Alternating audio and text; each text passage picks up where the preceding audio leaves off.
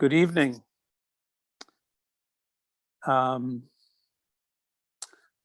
So we are on the Erev Pesach, or I call it Koba Seder, COVID Seder. COVID Seder, Koba Seder means everything is okay. But sometimes we feel in our bodies like everything is not okay. What do I mean by that? Passover is the time where we have the most family issues going on, the cleaning issues, taking off time from work, and often, and taxes, obviously, April 15th. So we have the entire gamut of personal issues to deal with at the Seder or around the Seder.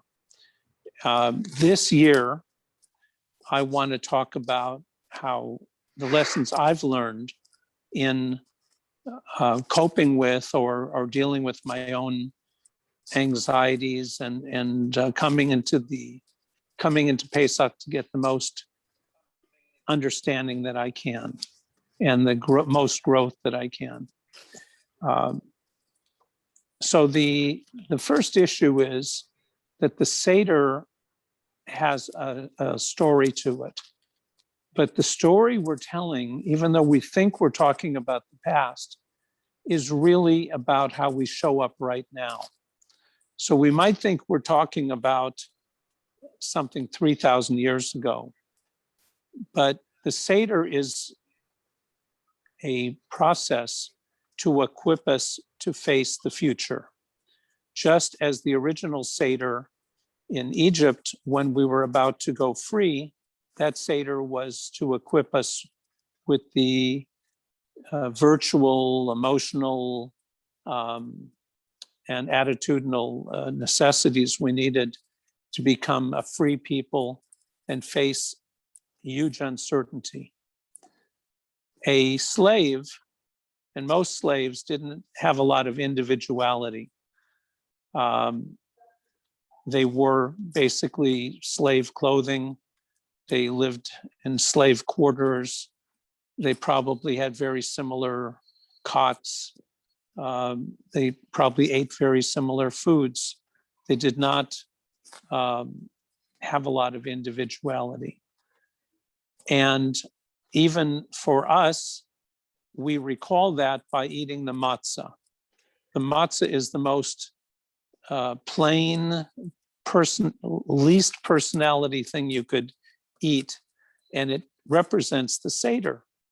Yet the Jewish people is the most complex people, the most people who are known to have personality.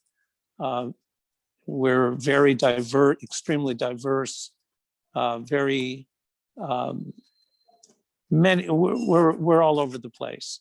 So how do we understand a Seder that talks about being slaves and it's represented by a very plain thing that has no unique characteristics, not even any flavor? So the first thing I wanted to say about matzah is that when we eat matzah, just like when we have any other experience, the way we taste the matzah has more to do with choosing how we're going to pay attention to it rather than the thing itself. So I remember I was in a class once and the teacher gave us each a raisin. And he said, put it on your tongue and leave it on your tongue. Don't swallow it, don't chew it, don't suck on it, just let it sit on your tongue. And I think we did that for like 5 minutes. And it's amazing how the tongue, the interaction of the nerves in the tongue, the liquid on the tongue interacted with the raisin. And that even without chewing the raisin or sucking on the raisin, I started having an experience of all these different flavors, textures, and even smells that I never even knew were in a raisin, because I just took the time to receive it. So the same with the matzah. We have part of the procedure for the evening is to eat what some people consider a large amount of matzah. If I had my druthers, I wouldn't eat very much matzah, but I'm required to. So rather than complain about that, I try to make the matzah more meaningful and even to taste it when I can, just in the same way as I tasted that raisin, to put a piece of matzah on my tongue. And believe it or not, even unleavened matzah is a starch, is actually a sugar. And when it interacts with your tongue, it actually starts to taste sweet. It's a very subtle taste, but it's a taste nonetheless. So when we consider life in the gross nature of it, where I need something really strong, or I need to be overwhelmed by complex flavors, that's an expectation that sets me up for disappointment. When I'm able to perceive the subtleties, even when it doesn't appear there is any flavor, and I'm able to notice what's there and appreciate that, then that becomes a treat. It makes life more pleasant. And that's really goes to the subject of what I started to talk about today, which is not just how to get things done in our lives, not how to live in a way where we don't constantly judge ourselves about what we got done, or how we did it, or how are we doing, or how much did we do, or did we get it done. Rather than that, I consider the fact that when I interact with life and I have expectations, either I'm going to interact with life or I'm going to come head on with my expectations. And I'll give you an example. I'm driving someplace and I can start to get anxious about being late. Say, well, I have a 7 o'clock appointment. And of course, I left with enough time. But even leaving with enough time, sometimes there's a sense of anxiety that comes up. Maybe I'll get caught in traffic. Why am I getting a red light? Will I be there on time? What if I'm late? And the whole process of getting there becomes a big tircha, becomes a hassle. So what I've learned, and this is an example that I apply to many things, is that I don't push it. I grant myself space. I grant myself permission to be Milt. I grant myself forgiveness in advance. I don't condemn myself for being late. I don't condemn myself for getting stuck in traffic. I don't even excessively apologize if something happens, because the substance of my life is really in the quality of the interaction that I have with the person I'm with. Now, of course, there is courtesy. If I was really running late, I would, of course, call. If I was going to cause some really big inconvenience, I would, of course, want to make amends for that. But my stress does not get me anywhere with that. So when I meet somebody, for instance, let's say I get to the meeting at 7:10, and the person I'm with is a little agitated. Maybe they have a lot of meetings that day. Maybe they're thinking, oh, he's late, made me late. So what I tend to do is consider what that person needs and say to that other person, oh, I know you need to get a lot done today. I know that you need to get, to deal with the issues we have today. And I'm ready to do that. And I understand how important it is. And I understand how concerned you are. And when I meet them and I understand their needs, it does tend to resolve for them. And I think the same thing happens with me, because my biggest need isn't getting to the meeting. My biggest need is to be Milt. My biggest need is to be present. My biggest need is to be able to pay attention, to be receptive, to really be able to listen to the other person. Which brings us back to the Seder. We have this whole Seder, we tend to rush through it and say, I got to get to this and this and this, and I'm hungry, and we got to get to the meal. And we don't have, often we lose our ability to be present at the Seder itself. So the Seder represents a typical day of life in Los Angeles in 2021, or in at the COVID Seder.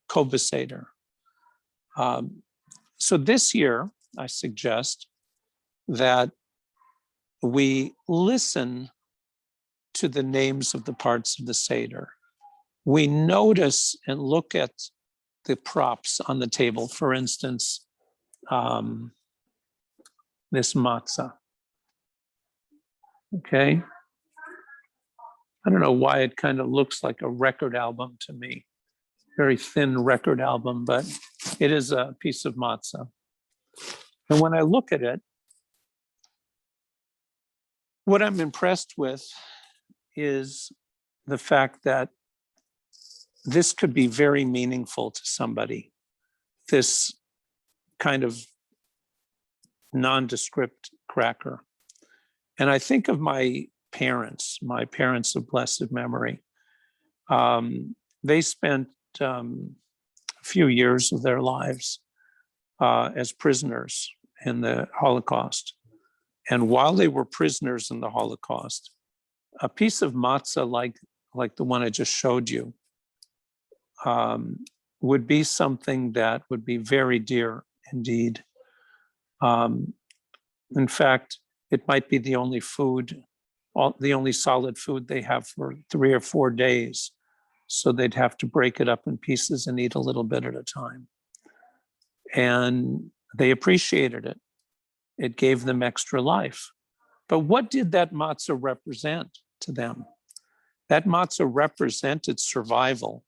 It represented why we're really here. What is the purpose of me being here? The purpose of me being here is so that I get through this and I come home to my family. I reconnect to the people I love. I'm able to accomplish something in my life, maybe raise a family, maybe write a book, maybe paint a painting, maybe take that trip that I wanted to take.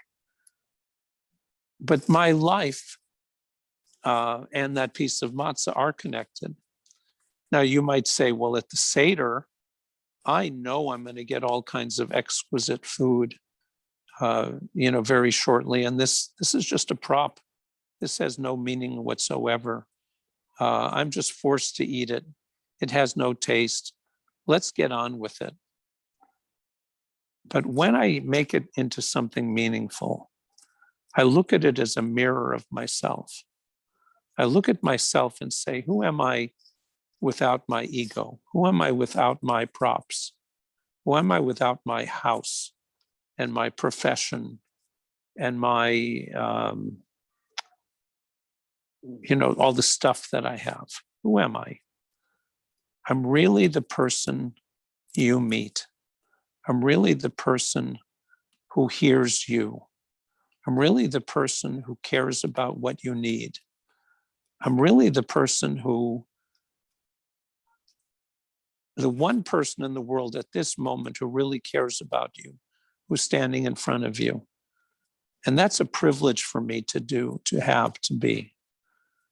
And it's just like a piece of matzah. It's me, straight, plain, milk. And I think that's what cuts through a lot of the pretense. It cuts through a lot of the expectations.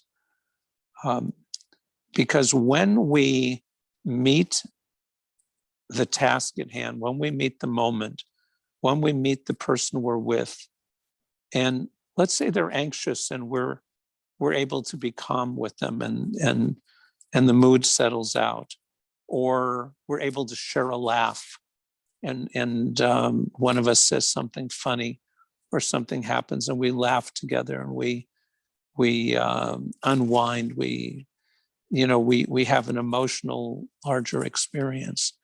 Or sometimes even we have a good meal and we're just both happy in each other's presence while we're eating something nice. And to appreciate those things, to have that together, that's really the matzahdik experience. That's the plain, straight, present experience. There's something else that occurred recently, and it happened a few times where I was with people that I really, really felt seen and heard by those people. And I knew they were listening to me. And when I was nervous, I could tell they looked at me in a way to allow me to calm down, or they gave me a little message, in a nonverbal message, that it's okay. Or, sometimes somebody's sitting next to you and they put their hand on your arm, or they smile at you. And I started appreciating that, because that's so rich, just the ability to be with somebody. And this happens on Zoom, by the way. Okay, fine, they can't put their hand on my arm on Zoom, but I'll know somebody's looking at me on Zoom, and I'll be looking at them in a meeting. And there's something about somebody saying, I care about you, I'm listening to you, I'm with you, that encourages me and gives me the calmness and the breath of spirit to show up even more for other people, to go the extra mile. This week, I did a little bit of generosity. I made sure when I went out, I tipped double what I normally tip, or I gave very generously to people who did things for me, as much as I could. I mean, really generously, beyond my character. I'm not so generous, but I became very generous, and I did that. And you know what? It didn't hurt me. In COVID, we don't do so many things. I didn't come out any poorer, but it meant a lot to the people I was with that I showed up more, that I listened to them more, that we had a deeper experience, that they knew I cared. And I think that, again, the Seder is this opportunity, because yes, we're going through a whole series of events, we're telling a story, but it's very important to look at somebody and listen, to say, and how do you feel about this? What does this mean to you? What do you want right now in your life at this time? If you were in Mitzrayim, if you were in Egypt, what is it that would make you feel complete and whole? What is it that makes your bells ring? What could we do to help your joy expand? Would it be freeing you from your job, helping you start your own business? Would it be studying together so you feel that you're expanding you want to learn about auto repair, or neuroscience, or literature, whatever you want to study together, Torah, you want to study, you want to talk, you want to have a conversation, you want to take a walk together. Let me know what's on your mind. Let me hear what's in your heart. This is a good time in the spaces of the evening to approach somebody and try that this Passover. Just enrich the matzah. Let it be enriched matzah. Let it be an enriched evening. Okay, so I'm going to take a break unless somebody has any questions. Take a break for a second.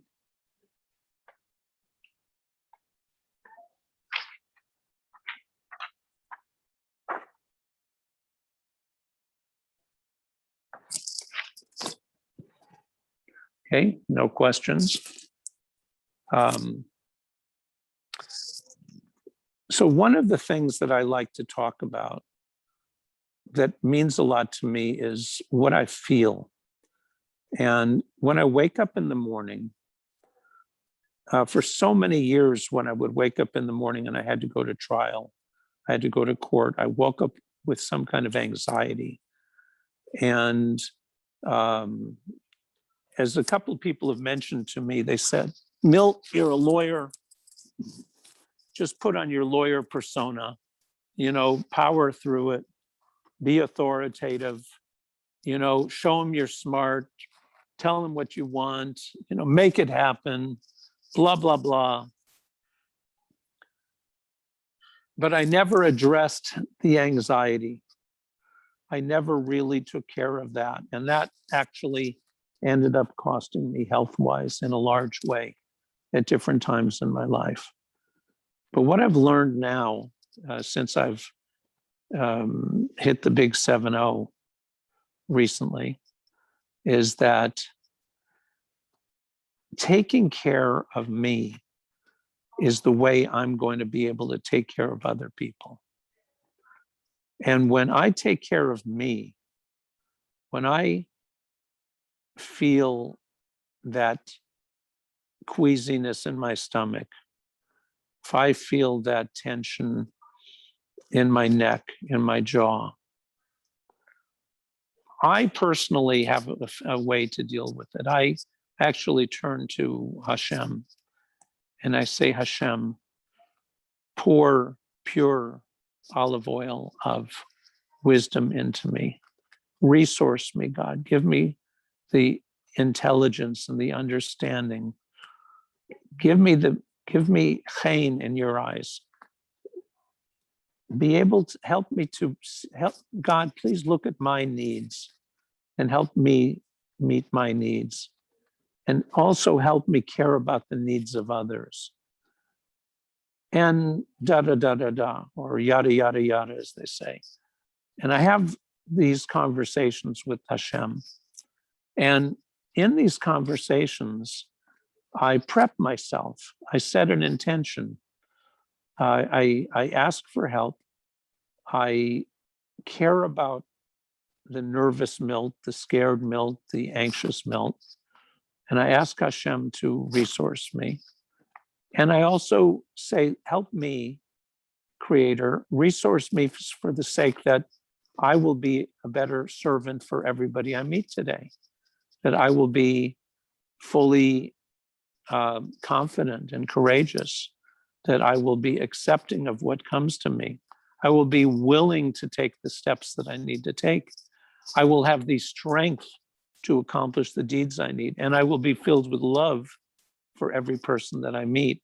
So I will want to do whatever I do for them, with them, or receive gratefully and graciously what they do for me, so that it becomes a win-win. And when I prep myself, I notice that I go through the entire day often with no anxiety, with no stress, with or very little. Usually if I have any stress, it's because I'm not perfect, happens. It happens, I set myself up like many people do. And sometimes I have to back off. I have to put it away till tomorrow and reapproach. There's certain tasks, certain situations that are frustrating or maybe more difficult, and they need extra preparation. They need to, you have to ask help from somebody else.